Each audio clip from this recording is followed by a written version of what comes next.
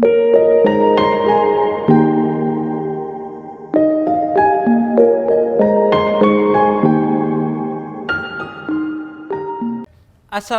warahmatullahi wabarakatuh. Waalaikumsalam. Nah, saya seperti biasa kalau suasana-suasana ada hubungannya sama Kristen ini kan mau Natal. Natal, Bib.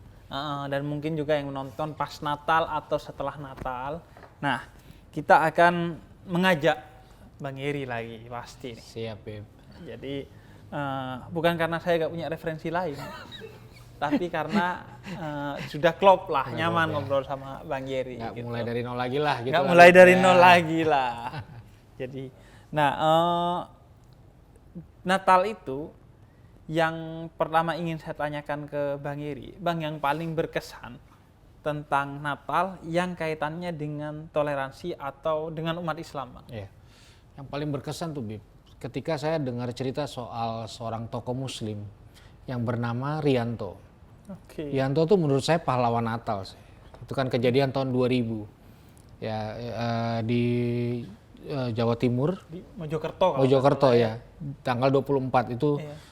misa malam Natal.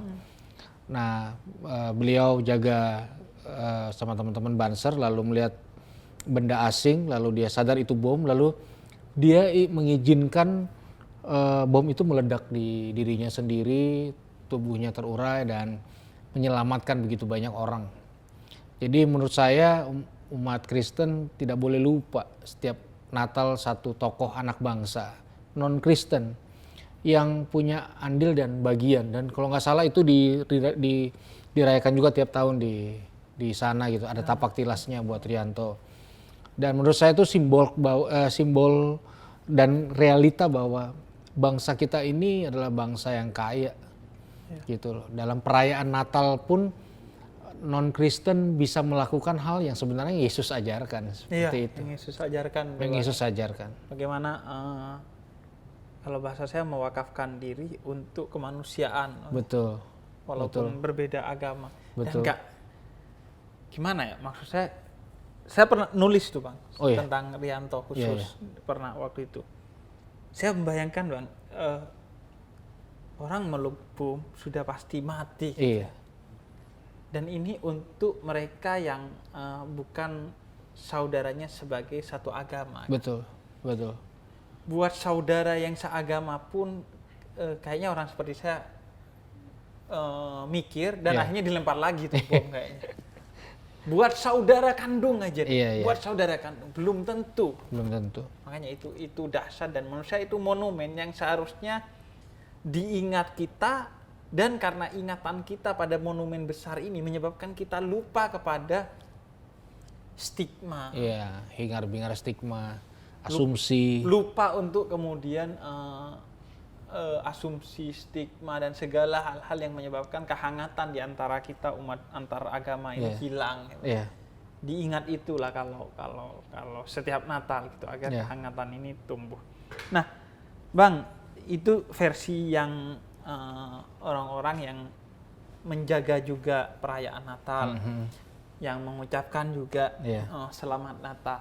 Tapi ini yang sering nggak banyak dibahas nih, Bang. Apa tuh, Bib?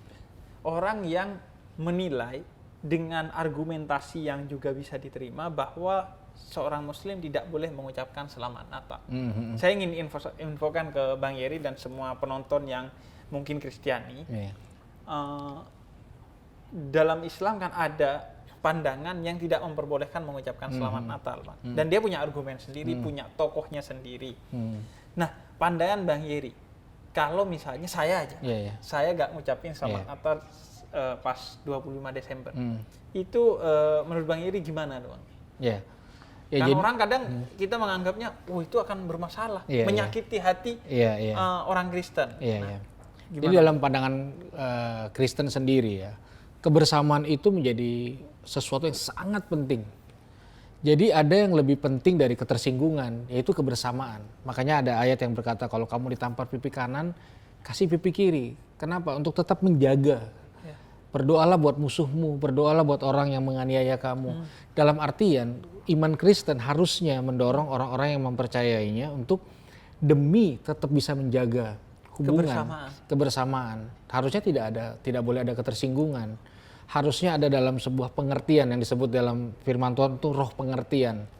Jadi saya pribadi sih saya nggak tersinggung, Bib. Jangankan yang berbeda ya Bang, dan punya argumen, yang jahat pun diajarkan oleh Kristen untuk dibersamain. Jadi apalagi yang cuma berbeda. Maka itu kan bukan jadi sesuatu yang penting sebenarnya. Yang kami bukan takutkan ya, yang kami cegah adalah terjadinya konflik kami satu sama lain. Itu lebih kalau bisa jangan deh dibanding isu boleh atau enggak memberikan selamat Natal gitu. Dan maksud saya teman-teman, saya nggak ingin kita itu menghakimi satu sama lain karena urusan boleh atau tidak mengucapkan selamat Natal. Bukan hanya kita kalau kita mempermasalahkan itu, bukan hanya kita pecah dengan yang Kristen, tapi bahkan di internal Islam akhirnya pecah, Bang. Gitu itu ya. Yang saya sedih gitu, prihatin. Dan janganlah yang satu menyalahkan yang lainnya. Kita saudara antar agama sebagai sesama manusia, dan apalagi seagama kita saudara sebagai sesama manusia dan satu agama. Jangan yang membolehkan bilang wah yang nggak mengucapkan selamat Natal itu intoleran. Bang Iri aja menganggap itu terserah itu agama masing-masing. Yang penting adalah kebersamaan. Betul. Gitu. Toh juga nggak mengucapkan selamat Natal bukan berarti nggak baik kepada Kristen kan. Ada yang nggak mengucapkan tapi toleransi dia bangun dengan cara lain. Misalnya memberi hadiah, membantu ketika sakit dan lain sebagainya. Begitu juga yang nggak mengucapkan, jangan bilang kalau mengucapkan Anda mengeruhkan iman Anda. Toleransi kebablasan. Hilangkan stigma tagline yang seperti itu. Betul. Mari kita hidup bersama seagama maupun yang beda agama. Betul. Nah, terus kalau pengalaman Bang Iri sendiri, Bang, dengan Natal dan Muslim nih ada nggak, Bang, yang bisa dibagikan? Jadi menjelang Natal sih ya. Jadi satu kali saya diundang ke Jombang, Bib. Menjelang Natal. Bulan Desember, jadi ada satu kawan saya namanya Gus Faiz. Nah, saya tuh dihadiahkan peci yang hitam. Ada tulisannya Nahdlatul Ulama. Jadi saya dihadiahkan itu. Dan itu berkesan banget, dan beberapa kali saya di bulan Desember ini saya pakai mengedukasi teman-teman bahwa kita punya teman sebangsa yang care. Kita ibadah di beberapa mereka dengan sukarela menjaga dan sebagai artinya itu nggak terlupakan. Bahkan saya pernah dalam satu kesempatan diajak mengunjungi makam Gus Dur di Tebu Ireng, Pondok Pesantren Tebu Ireng. Jadi itu menurut saya sesuatu yang sangat berharga dan sangat bernilai gitu. Jadi selain saya merayakan sukacita bersama teman-teman seiman tentunya, tapi di tengah-tengah kebahagiaan itu saya juga bisa berbagi dengan teman-teman yang tidak merayakan tapi berbagi sukacita yang sama. Bahkan saya dapat hadiah. Gitu, dan itu nggak terlupakan lah, Bib. Nah, ini lagi, Bang. Bang Iri sebagai seorang pendeta. Natal di tengah pandemi. Bagi saya Natal tahun ini seharusnya spesial.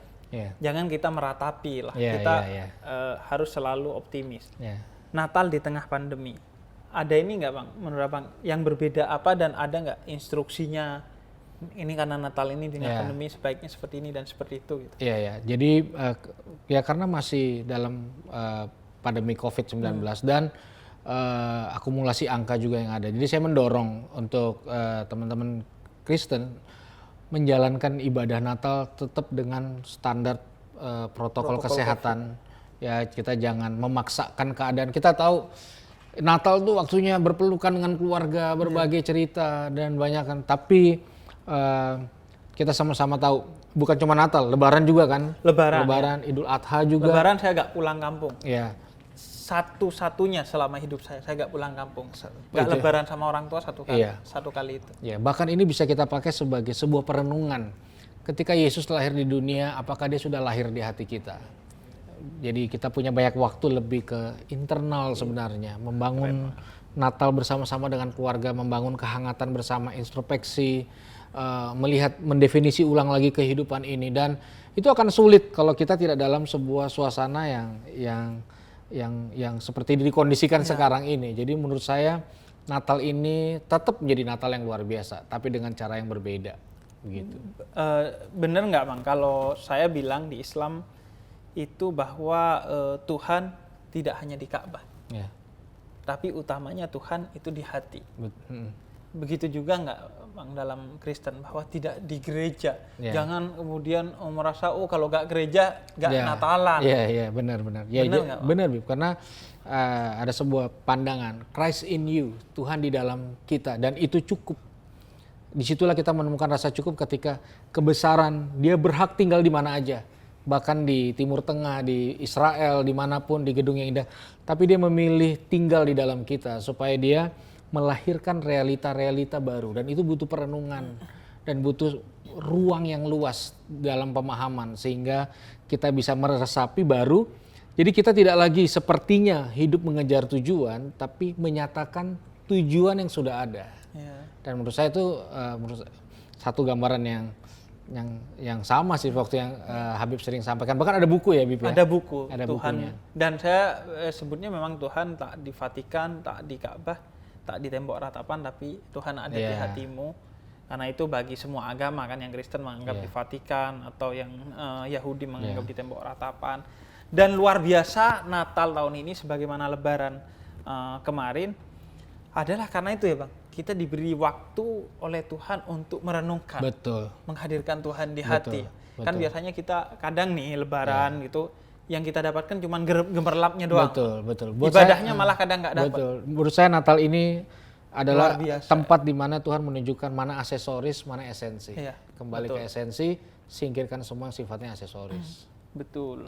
Jadi akhirnya kita mendapat perspektif yang positif itu selalu melihat segala kegelapan dalam kacamata yang terang benderang gitu, dalam suasana Natal juga. Sama terakhir nih Bang Heri, itu kalau seorang pendeta nih di hari Natal itu biasanya job desk-nya.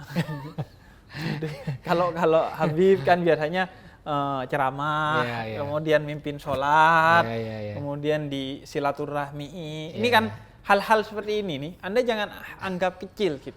Justru hal-hal yang seperti ini, yang kecil-kecil ini yang bisa membangun kita untuk saling mengerti, saling memahami, dan akhirnya mudah untuk bertoleransi gitu. Apa aja tuh Bang kalau Natal gitu? Kalau kita kan nggak tahu nih kan. Kalau secara umum pastilah.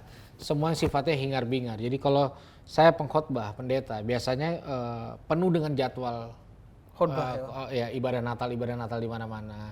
Perayaan Natal di kantor, di gereja, di kampus, di sekolah. Wah, itu biasanya terus keluarga sini. Nah, kalau kita datang, kita juga dikunjungi. Nah, kalau saya secara pribadi punya kebiasaan yang sudah saya bangun 5 tahun terakhir. Jadi selama Natal biasanya baik ada pandemik atau enggak, saya tidak banyak menerima, bahkan hampir tidak menerima jadwal khotbah supaya saya bisa punya waktu yang eksklusif sama keluarga saya di situ sih. Tapi pada dasarnya budaya itu, apalagi kalau di daerah, Bib, kadang-kadang kayak takbiran, Bib. Kayak takbiran. Orang keliling, seru di Manado, di Papua, di Ambon, di Kupang tuh pasti identik dengan kemeriahan gitu. Bib. Kemeriahan Natal ya. Iya, dan saya itu termasuk orang yang pengen saat 25 Desember itu di Amerika gitu. Karena suasananya, saya kan tiap Natal itu dulu waktu kecil nonton Home Alone, Bang. Sekarang udah 40 tahun kan. Iya, makanya. Hubungan Home Alone dan Natal itu apa ya sebenarnya ya? Kok saya yang diadek di kepala itu kalau Natal itu Home Alone, Bang. Serius, Home Alone gitu. Home Alone gitu. Emang diputar terus sih, Bib. Emang diputar terus kan. Nah, itu saya ngeliat tuh kayaknya seru, pohon Natal, terus salju gitu. Kayak wah, indah tuh. Pengen sih suatu hari kapan kalau bisa ditemenin. Boleh, Bib. Saya juga belum pernah sih. Belum pernah. Aduh, sama, saya belum pernah ke haji, Bang Heri belum pernah ke Natal di Eropa gitu. Jadi sesuatu yang kayaknya seru. Tapi gitu. memang seru sih. Seru ya? Lampu di mana-mana. Lampu di mana-mana. Kemudian istri saya mamanya tinggal di sana, jadi kadang-kadang suka video-video Di sana pas mana, Bang? di Amerika. Oh, tinggalnya di sana. Jadi videoin. Video suasana salju, lampu, gemerlap, mungkin benar-benar berasa suasana Natal ya di situ Ke mungkin. situ, Ya, ya. mungkin kita Ya, bisa kan. bareng Bib satu kali. Iya, satu hari bareng gitu. Wah, seru sekali. Artinya maksud saya banyak ruang bagi kita Ya. untuk membangun kebersamaan. Ya, Saya sebagai muslim dilarang untuk mengikuti ibadah Kristen. Sebagian bahkan meyakini dilarang masuk ke gereja. Tapi bukan berarti kemudian nggak ada ruang untuk bersama. iya. Ya kayak merayakan itunya, merayakan makan bersamanya, Iya, iya. merayakan kehangatan suasana bersamanya, Iya, betul. gitu. Jadi itu yang perlu kita bangun. Iya, Kreatif lah untuk bertoleransi satu Betul, sama betul. lain. Bang Heri, terima kasih Bang Sama-sama, Beb. atas Menghangatkan waktunya. suasana Natal saya. Nah, Asik. terima kasih. Dan saya mau mengucapkan juga selamat Natal, Terima kasih. semoga berbahagia, Amin. semoga kehangatan Natal Amin. Terima kasih, Bib. selalu menyelimuti keluarga Bang Amin. Heri dan semua umat Kristiani yang Amin. berbahagia. Amin, Bib. Terima kasih buat teman-teman. Bagi teman-teman yang mau mengucapkan selamat Natal, nggak mengucapkan, terserah. Yeah. Kalian nggak kemudian harus dihukumi apa-apa. Ya. Yang terpenting adalah hati kita selalu hadir untuk kemudian membuka ruang Ya. bagi orang lain Ya. di tengah perbedaan apapun. Yang mengucapkan dan nggak mengucapkan itu bukan pertanda apapun. Ya, betul. Berkreasilah untuk kemudian berajut, beruhuah, bersatu, bersaudara antara agama dengan cara apapun, Ya. sesuai dengan keyakinan Anda, cara Anda, keinginan Anda, adat Anda, apapun, pokoknya diri masing-masing. Yang nggak boleh itu adalah tidak baik kepada umat beragama lain, dan yang tidak boleh adalah bertengkar sesama muslim karena keyakinan yang berbeda soal mengucapkan selamat Natal. Assalamualaikum warahmatullahi wabarakatuh. Waalaikumsalam. Thank you, Bib.